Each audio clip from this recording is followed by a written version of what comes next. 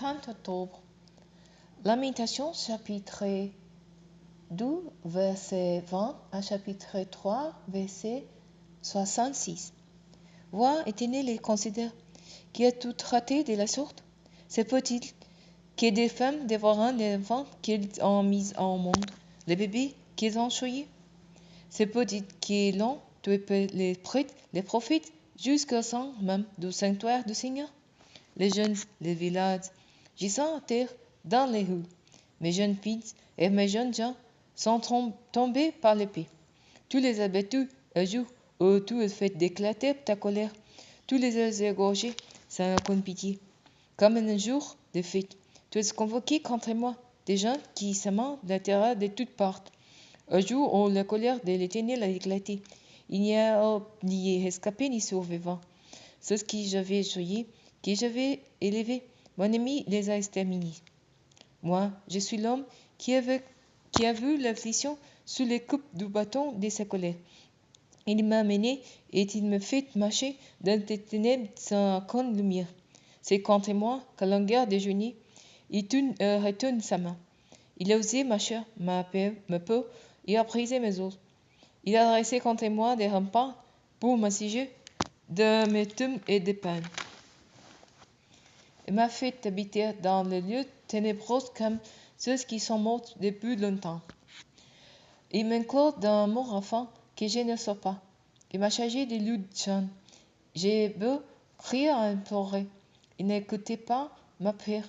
Il a barré tous mes chemins avec des noms pires. Il rend ma route impraticable.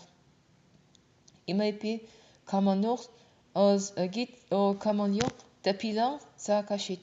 Il m'a fait sortir du chemin. Il m'a mis en piste et il m'a transformé en terre dévastée. Il a bandé son arc et il m'a pris pour cible. Il m'a percé les reins avec les flèches tirées de son carquois. Je suis devenu la risée de tout mon peuple et le sujet de ses chansons.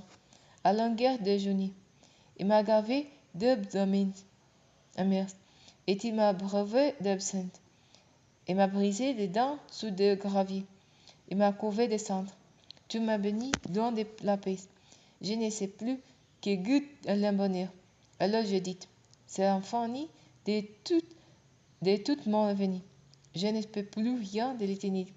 Oh, souviens-toi de mon humiliation et de ma violente, du poison de l'abyssine dont je suis abreuvé. Sans cesse, je m'en souviens et j'en suis abattu. Mais voici la pensée que je me rappelle moi-même, la raison pour laquelle j'aurai de l'espérance. Non, les bontés de l'Éternel ne sont pas à leur terme, et ses tendresses ne sont pas épousées. Chaque matin, et se renouvelant. Oui, ta fidélité est grande. J'ai dit, l'Éternel est mon bien. C'est pourquoi je compte sur lui. L'Éternel est plein de bonté pour ceux qui ont confiance en lui, pour ceux qui s'étonnent vers lui. Il est bon d'attendre en silence la délivrance que l'Éternel opérera. C'est une bonne chose pour l'homme de porter les jougs dans ses genoux. Qui se tient à l'écart de garder le silence quand l'Éternel le lui impose, et qu'il s'incline le visage dans la poussière. Que peut-être il a-t-il un espoir qui présente les jouets à celui qui les frappé, qui sera saisi de mépris, que le Seigneur ne les rejettera pas pour toujours, mais s'il afflige. Il aura compassion, aussi compassion, selon son grand amour. Ce n'est pas par plaisir qu'il humilie et qu'il afflige les humains. Lorsqu'on foulait en speed tous les prisonniers de paix, lorsqu'on viole les droits d'un homme sur les lieux même du Très-Haut, et lorsqu'on prime quelqu'un dans son procès, le Seigneur ne les voit pas.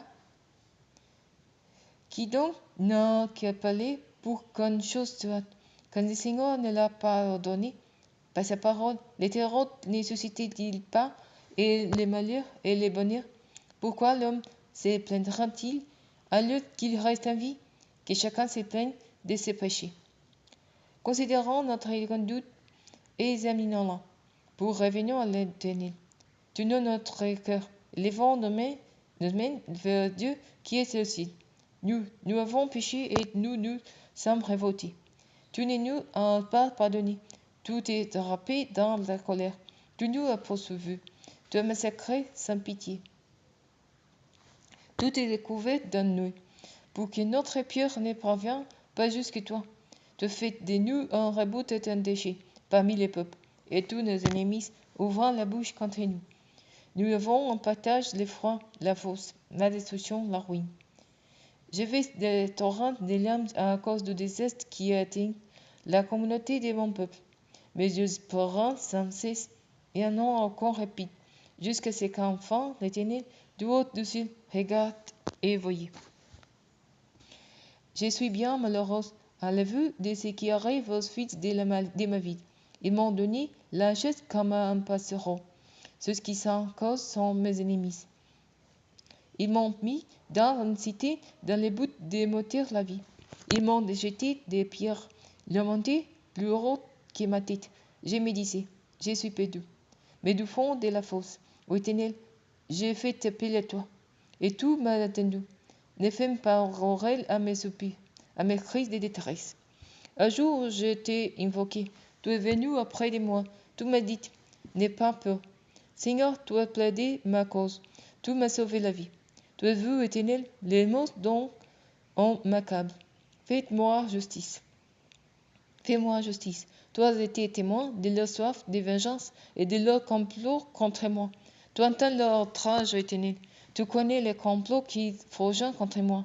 Leurs propos, leurs pensées sont tournés contre moi à longueur de journée. Regardez-les, qui s'asseyant, qui s'élevant. Moi, je suis le sujet de leurs chansons. Tu les attribueras, ô Éternel, selon ce qu'ils ont fait.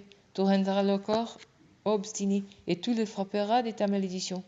Tu les accéléreras dans ta colère ardente et tu les détruiras sous ton ciel, ô Éternel.